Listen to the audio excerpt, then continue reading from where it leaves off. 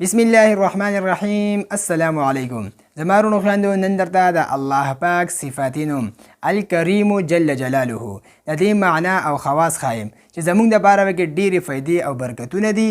نو دا ویډیو به تر اخره پورې ضرور ګورئ او د نورو دوستانو سره به هم ضرور شریکه کوئ.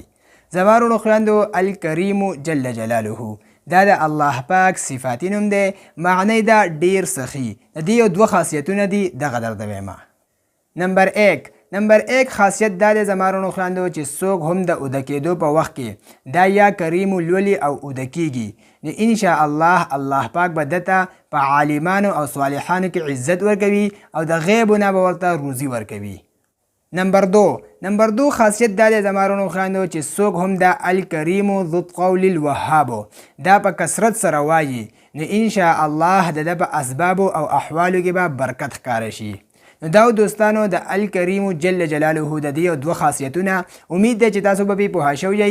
دا ویډیو د نورو دوستانو سره ضرور شریکه کړئ. موږ خپل په دعاګانو کې ضرور یاد ساتئ. تر د بلې ویډیو پورې راکړئ اجازت. جزاک الله.